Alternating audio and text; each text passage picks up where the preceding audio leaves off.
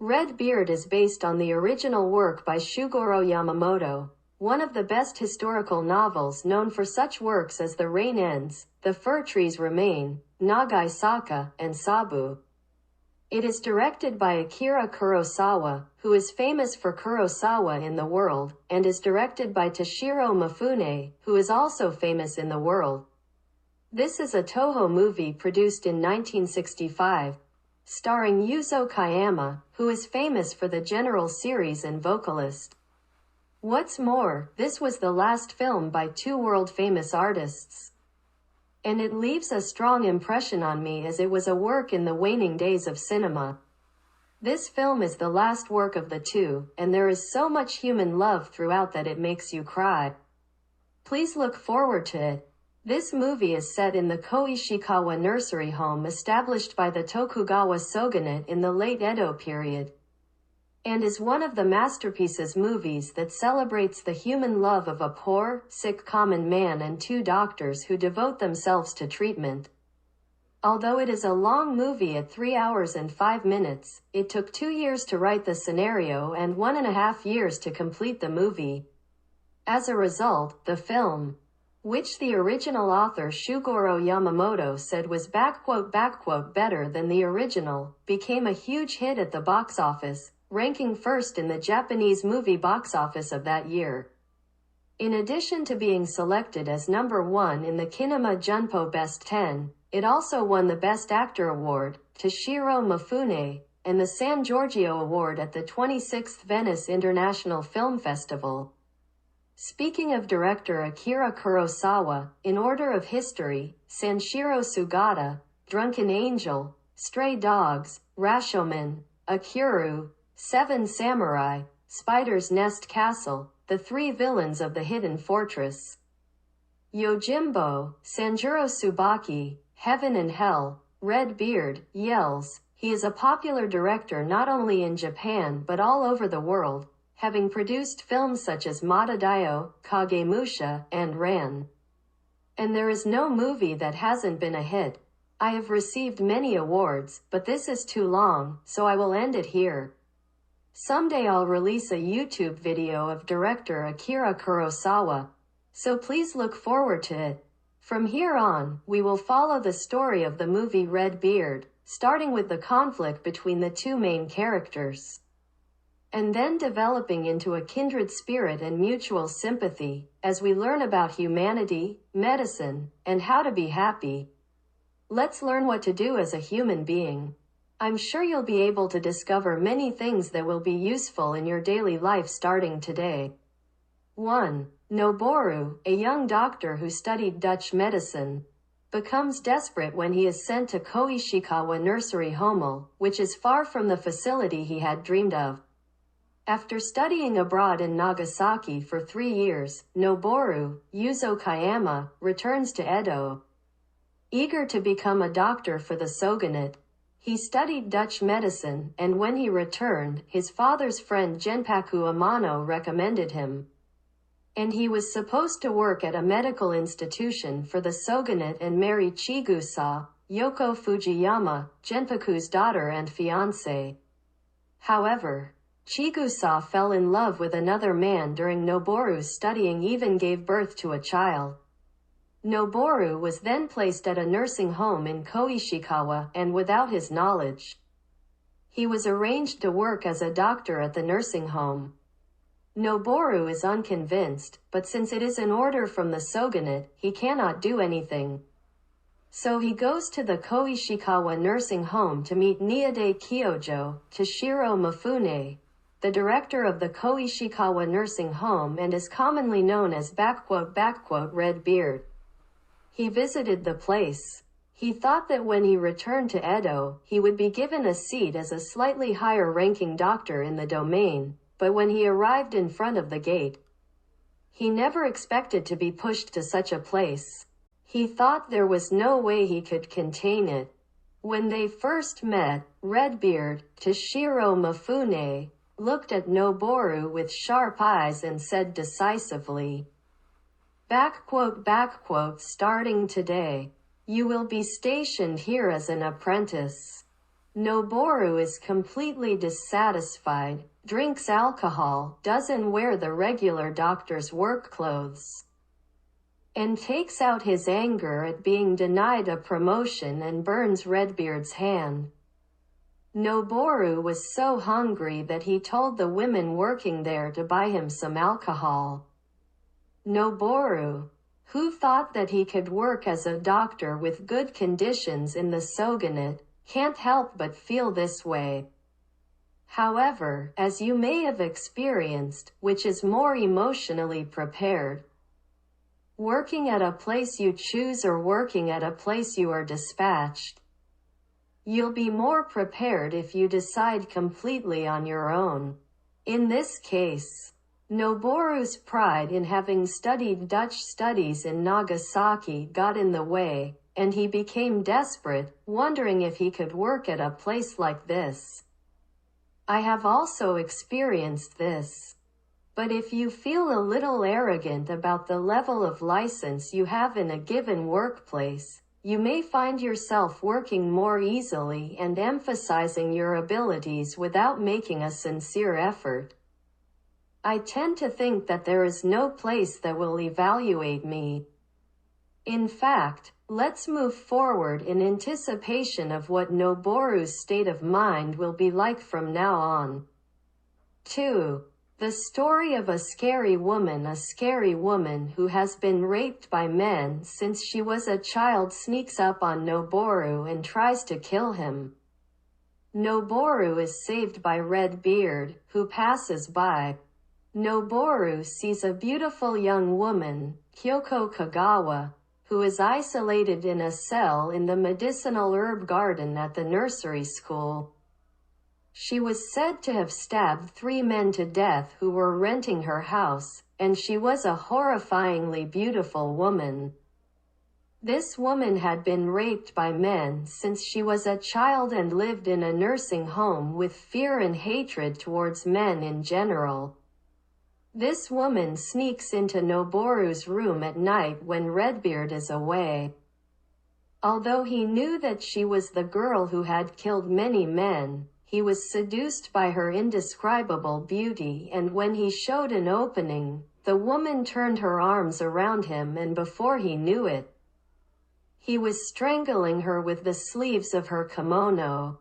Just when he was about to be killed, he was saved by Redbeard. Redbeard does not scold Noboru, who was get injury by her, and says, all men are moved by beautiful women. There's nothing to be ashamed of, but just be disciplined. When I watched this scene, at first I couldn't understand why she was trying to kill Noboru just from the woman's lines, but after listening to it a couple of times I was able to understand. The original author calls her a scary woman, but in an era and society where people are so poor and ignorant that they can't live a normal life, there is a high possibility that a single person's future will be messed up. Can be inferred. The original author probably wanted to tell the story of how the victim ends up killing someone.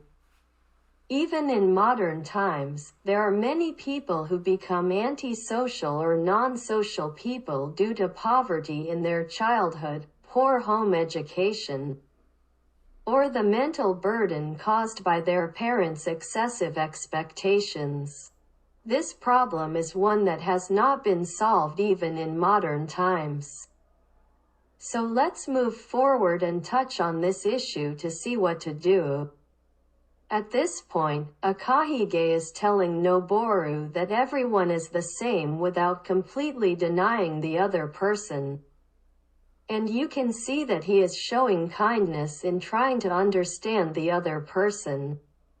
You can tell that he's not just a stubborn person. 3. Last-minute appeal. I will talk about the continuous suffering of Okuni, the daughter of the dead Rokusuke, and the amazingness of Redbeard, who uses every means possible to help Okuni. Next, Noboru is told by Redbeard to attend the surgery of a woman who is in the early stages of pregnancy, and he has no choice but to fearfully stand directly in front of him.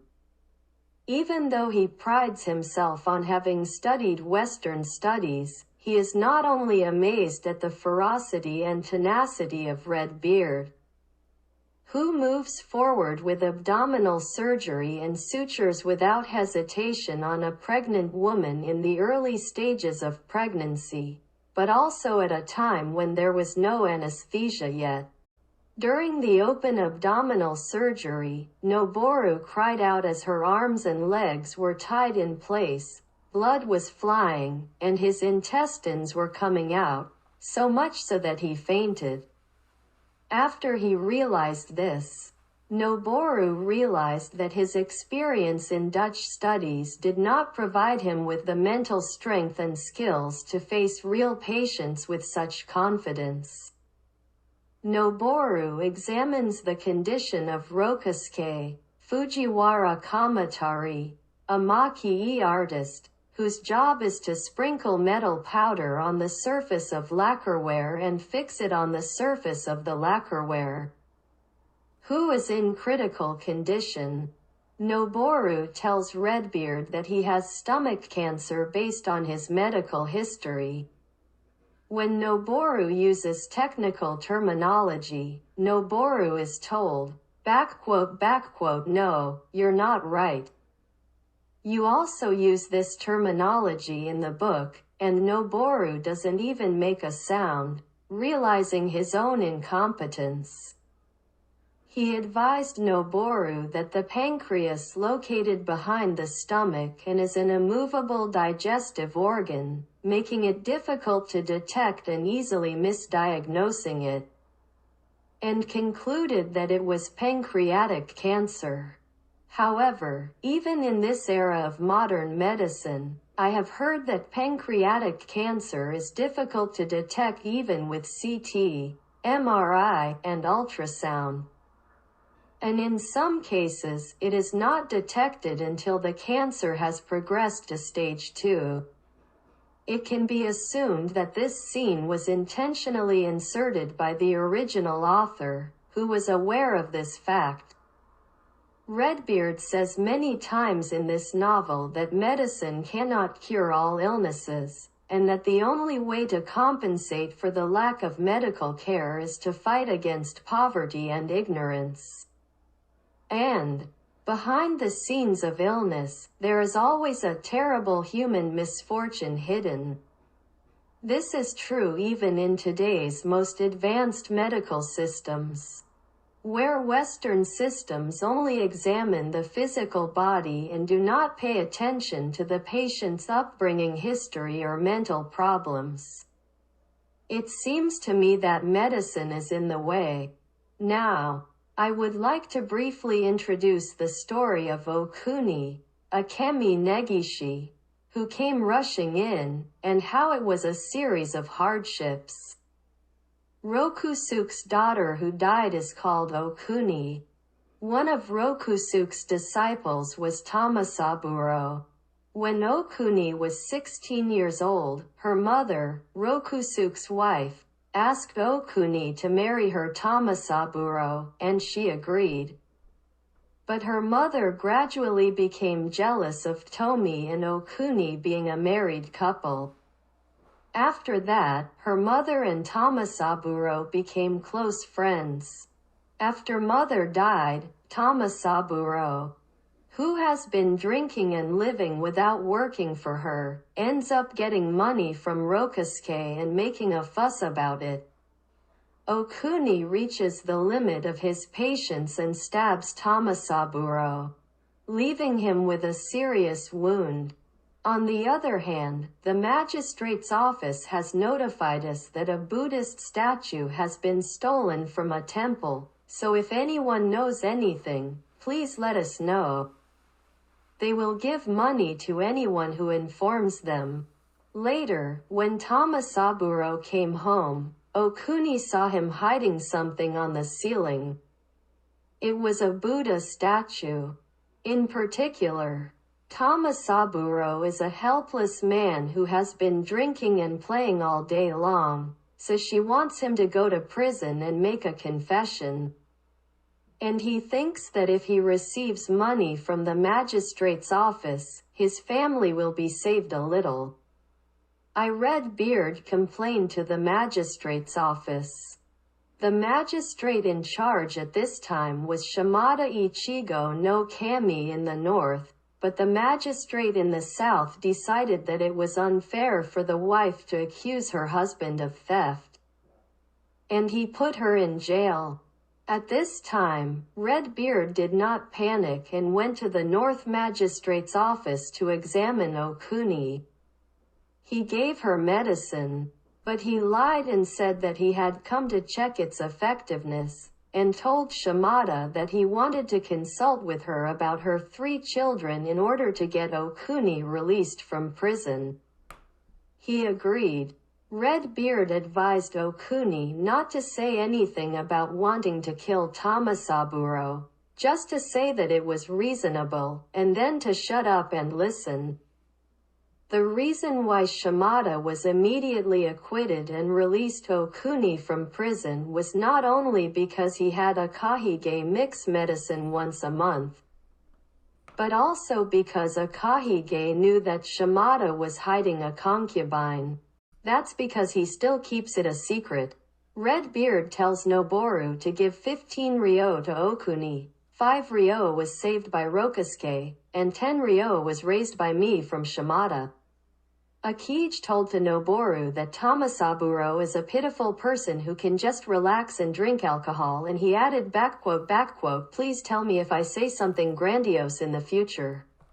It's all because of Rokusuke's wife. Life is full of lessons, but there are no universal lessons." He tells Noboru that the lessons of don't kill and don't steal are not absolute. So, everyone, what do you think of Redbeard's way of thinking and practical skills? This is what I thought. Although it is not 100% correct to use your brain to legitimately extort the rich so that the money goes to people who are forced to live in poverty for the rest of their lives through no fault of their own, I fully support it. The same Shugoro Yamamoto's after the Ron states that what is important is not what you did, but why you did it, and in this scene, Redbeard is trying to save the poor. They extort money from wealthy people who have become so fat that it hurts to sit. It's the same when samurai play gambling games and use the money they make to treat poor farmers with alcohol and food. So, although I deny that Redbeard's methods are despicable, we need to change the society in which money is not available to the poor. Redbeard also asks Noboru what he thinks about everything that Redbeard has said to Okuni. But it is clear from the story that Okuni herself is not to blame. Don't you think that the unreliable Rokusuke and his wife were too irresponsible even though they were living in complicated times? Therefore, instead of blaming himself, Redbeard strongly blames Rokusuke's wife. Redbeard's help takes advantage of Shimada's weakest point at the magistrate's office, frees Okuni from prison, entrusts the 3 children to tenement house, and helps the entire family.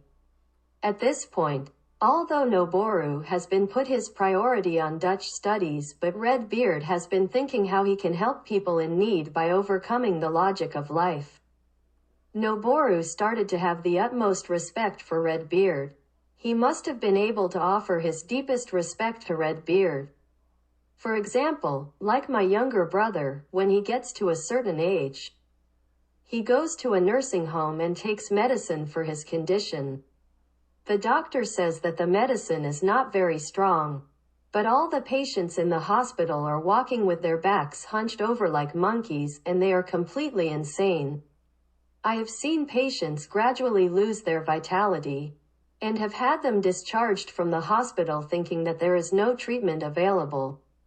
This reality happened half a century after Shugoro Yamamoto wrote the original story in 1959. And it shows that half a century has passed without much improvement. Rokusuke, the beautiful daughter of a madman who appears in this novel, Okuni, Sahachi, who will appear in the future, Atoyo, who was rescued from Okaba at the age of 12, etc. Poverty was a major factor in all of them, and coupled with the historical background, many of them have lived in agony with mental illnesses that cannot be resolved by themselves or their families. However, Noboru, who was entrusted with the treatment of Atoyo, instead of making the patient take strong drugs meant to soothe his nerves, instead of giving him any strong medicine intended to soothe his nerves, Noboru developed a psychotherapeutic method that eased the patient's thoughts while tracing back his childhood history. It could have been used in modern times. Examples include music therapy, hypnotherapy, and psychosomatic medicine. Redbeard points out that terrible misfortune always lurks behind illness, but misfortune is almost always caused by ignorance and poverty. Redbeard said that the cause of disease is poverty and ignorance. As is the case today, I believe that ignorance and a weak will are the main reasons why many people drink too much alcohol and cigarettes, and are unable to quit no matter how long it takes. A friend of mine passed away recently. This man smoked cigarettes all the time, which led to his death from a myocardial infarction. This is the responsibility of the patient, not the medical profession. Just as Redbeard said that the number of sick people continues to increase because the government, shogunate, has not implemented reforms to eliminate ignorance and poverty. Modern policies to discourage people from smoking are really poor in Japan. As proof of this, they say, "Be careful not to smoke too much," but you will notice that the expression says that there is no harm to your health if you do not smoke too much. Another problem is that young people can easily buy alcohol and cigarettes. In Canada, where I live, paper boxes containing cigarettes have a skeleton drawn on them to let everyone who buys them know that they are facing death when they buy them. It would be best if they did not sell. But the government, which is in collusion with sellers and producers, will not reduce sales to zero.